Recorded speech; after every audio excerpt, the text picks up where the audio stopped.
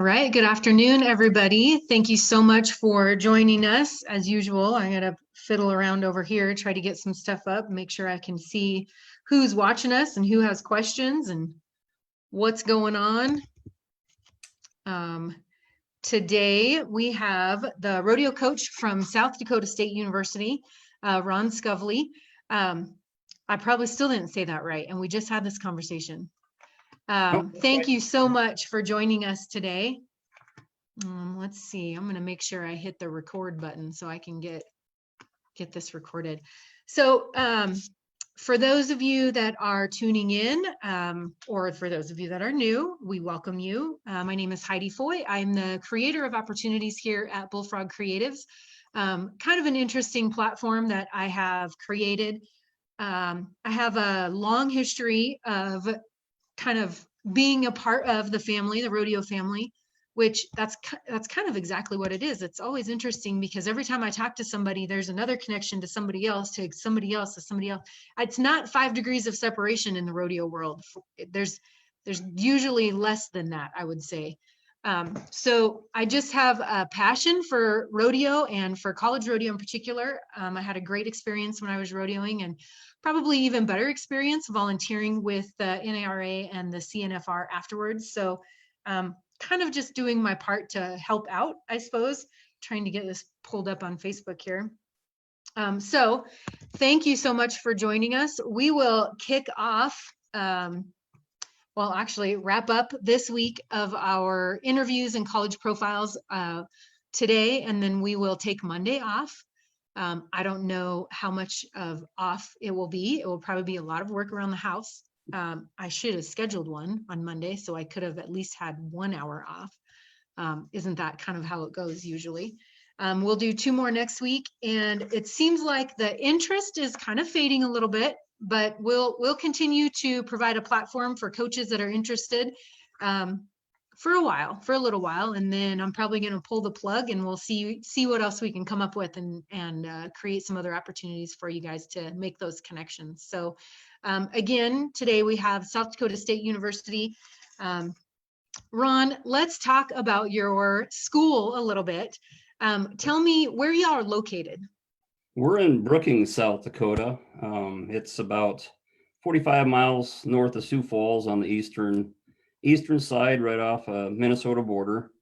So basically, like in the Great Plains region, we're kind of in the bullseye, like Mitchell Tech is for all of our rodeos. So get a little chilly up here in the winter, but we've got some pretty nice this spring, I guess, which we haven't had the last 2 years, and then we can't do anything about it. But yeah, it's been beautiful here this spring. Nice. We were just talking about this.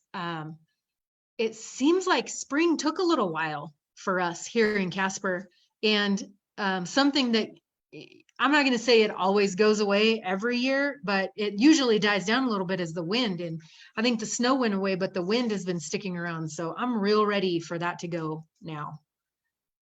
Yeah, we've had wind here the past few days, I guess, but we didn't have the blizzards during practice the last 2 years we had, and that was challenging for sure. And there's probably juniors on the team that think maybe South Dakota doesn't have a spring because we haven't seen one in 3, but it's not like that all the time here. And this year is just gorgeous. Yeah, I'm looking forward to summer. And so talk to me a little bit about the community where the college is located. Yeah, Brookings is right at about 22,000, and it's still growing. Very clean town, very supportive. We've been around since 1952, so the rodeo club has, and we've got people that have helped us board for a long time, sponsors, supporters, donors. Love the Jackrabbit Stampede every year. Used to be outside in the mud and the snow, and now we've got it in our Swiftel Center, kind of like Casper Event Center, a little smaller scale, but it's super in there because it never fails. During our rodeo, it's either going to rain outside or have some snow, even first part of April, middle of April, so it's nice to be inside for that. But the community itself is pretty nice. And when you got, alumni and seniors and everything like that say, hey, I'm going to miss Brookings. That's the fun part, to know that they enjoyed it here and always want to come back and see it. Yeah, definitely. So kind of along the academic lines for SDSU, we know this question, and I see Elena is on here. We do have environmental studies. Yes. All right. So can you just highlight a couple of other programs, academic programs that y'all offer? Well, yeah, even in team wise, we've got over 13 different majors. So you're looking between anywhere from animal science to nursing. I got Mhm. 3 different engineering programs, and the environmental will be underneath the civil there. But yeah, so we're interior design, um, just all kinds that are in like 5 or 6 different universities from the team, represented. And that kind of, as a club, you can't go with one college and say, well, the rodeo team is under animal science, but we're representing a lot of different colleges on campus. So the funding right there is something where we try to raise our own and everything like that. But yeah.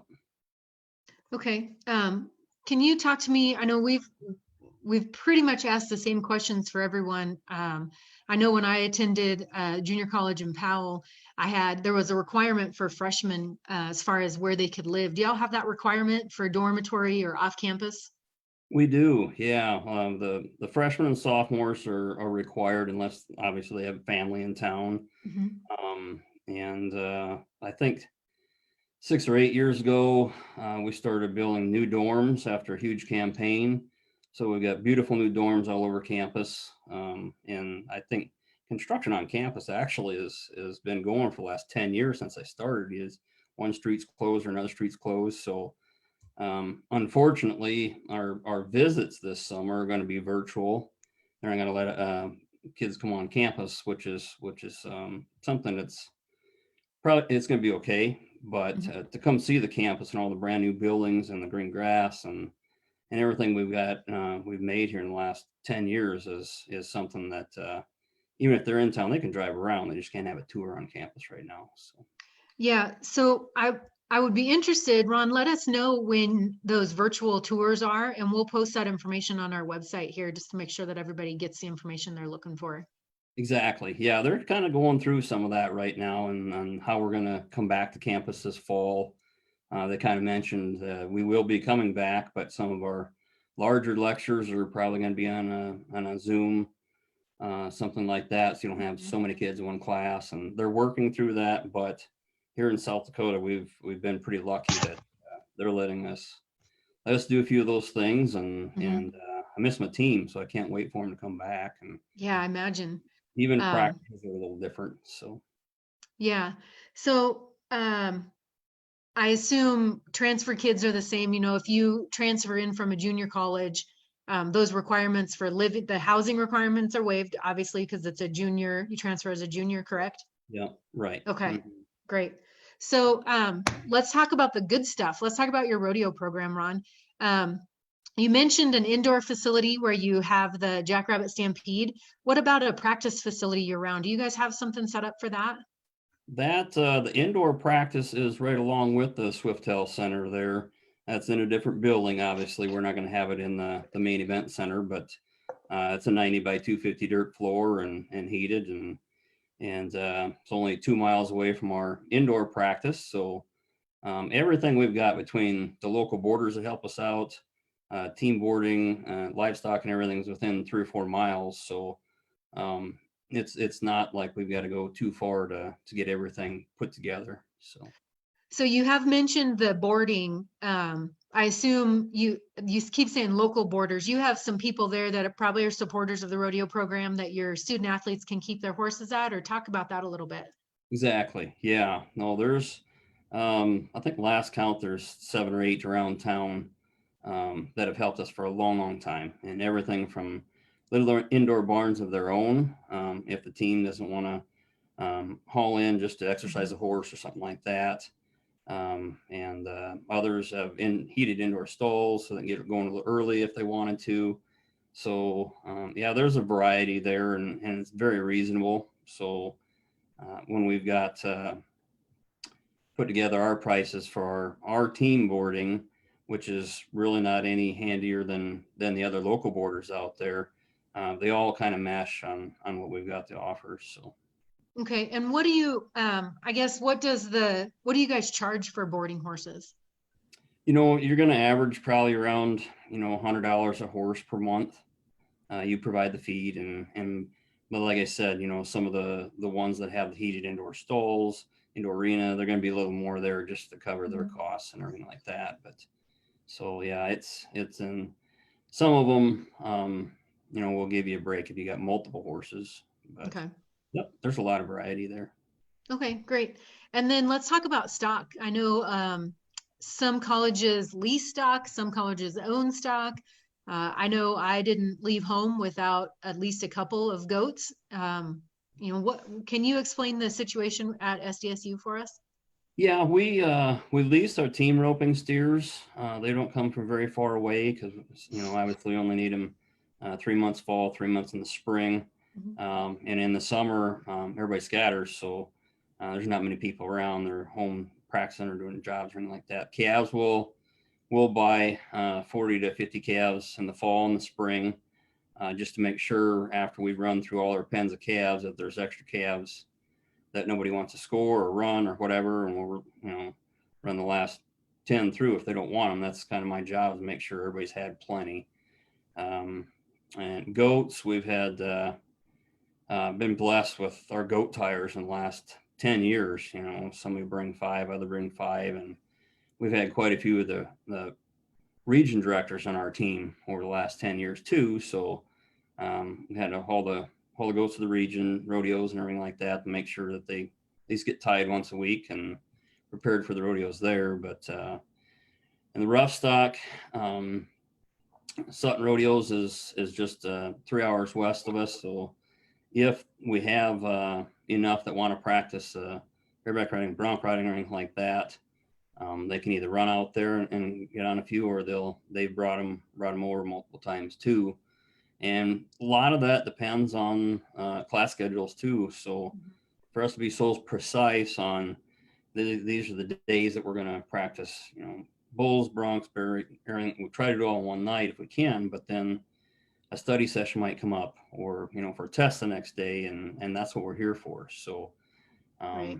in a black and white world, it'd be perfect. It'd be great. Here's what we're going to do. But even our roping practices, sometimes somebody's peeling in to get a few and then taking back off because they got something going on that night to prepare for a test. So it's organized chaos, but we try to stick to the hours that we can. If I'm there from 2 in the afternoon till 9 o'clock at night, make sure every barrel racer gets enough time after roping or goats, or earlier in the day. That's what I'm here for. So That sounds good.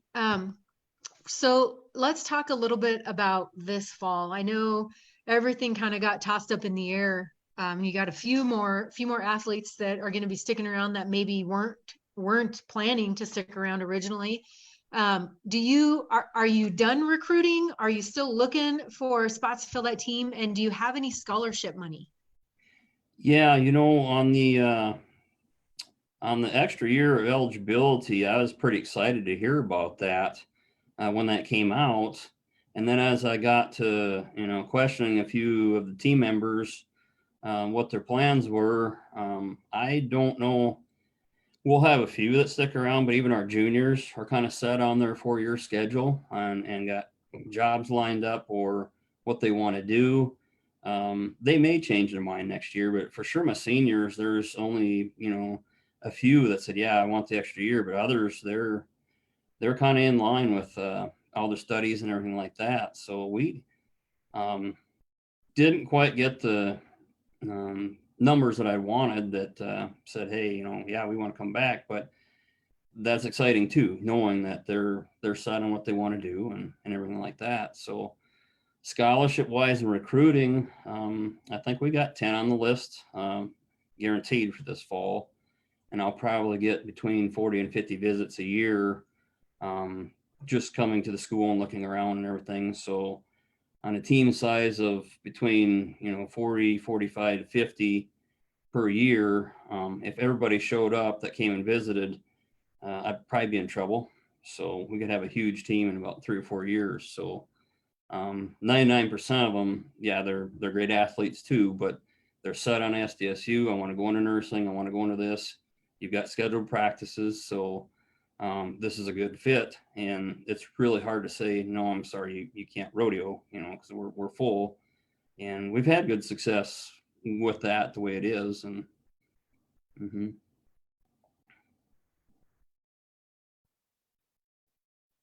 I think you muted yourself. I did. Joys of technology. So that's about all the questions I have. Before we sign off, Ron, is there anything that you want to add about the program or anything in particular you want to make sure that people are aware of? Well, yeah, in the last couple of years, we've had some alumni really get together and put a committee together, 18, and we're going to call them SDSU Rodeo Coalition, and try to help us out on more scholarships, facilities, maybe all one location. And we're gaining really, really good ground on that. And it's going to take a few years to kind of get everything, but that'll help on time management and everything for the kids and me. And, something that we've gained a lot of ground on it, and it's moving forward. We got a lot of support from the school, and now it'd be next step is to start raising some money and get some plans put together. So yeah, no, that's pretty exciting for us. And I know there's a few other schools kind of in the same situation there, or just wrapping up theirs. So yeah, I got to keep up with the Jones, I guess. Yeah. Well, thank you so much. I really appreciate it. We've had pretty good live viewers, so we must have answered all their questions. I didn't see any questions come up. If there's nothing else, Ron, that you want to add, I'll just do a sign off and we'll go about our 3-day weekend. Well, thank you for doing this. This has been fun watching everybody and seeing all the coaches we've missed seeing at the CNFR. And yeah, I was telling you earlier, our daughter's been at CNFR 8 years now, and she's turned 9 next week. So this can be a little different for us. It's going to be flipping over the calendar in June and seeing that spot that's always taken up. I don't know where I'm going to go golf, but I have to go help my hayfield, I guess, and hit some balls. Yeah, fishing and golfing. Now what are you going to do? Yeah, that's right. Thank you, Heidi. Yeah, thank you. So again, I want to thank everybody that has tuned in live. Thank you guys so much for posting questions, sharing it. If you know anybody that is headed to college and wants to rodeo this fall, direct them to this page and we can hopefully answer any questions. And obviously the College Rodeo website is up, collegerodeo.com, and National Intercollegiate Rodeo Association website has some good stuff. I hope everybody got their scholarships turned in on Wednesday. We tried our best to get that deadline out there. So if you're rewatching this and you have some questions for Mr. Ron, post them in the comments and I'll come back around and try to get as many of those answered as I can. If I can't answer them, I know somebody that can for sure. And if there is a college that you are real interested in that you want to know more about and you want to see them on this broadcast, shoot me a message or shoot them a message and tell them to reach out. I know there's a couple that I've reached out to. I'm still waiting to hear back from, but the goal of this College Rodeo 101 is really to make the connections where the opportunity is a little bit different this year. And so we want to try to still allow those connections to be made just in a little bit different platform. So thank you guys very much for tuning in. Thank you, Coach, for joining us. A little preview for next week. It is Memorial Day on Monday. This kind of snuck up on me, so don't let it sneak up on you. And then Wednesday, we will have Frank Phillips College coach Kaylee Moyer. And Wednesday, Colorado Mesa, Mr. Brandon Edwards. And I'll give you a little update for the following week. Dodge City coach, Southeastern Oklahoma State University, and Dawson Community College from the Big Sky region. So if you are a coach tuning in, we may not do these for very much longer. Just kind of seems like my day job schedule is getting a little busier. So reach out and let me know if you're interested. Again, thank you guys very much for tuning in, and we'll catch you next week. Thank you.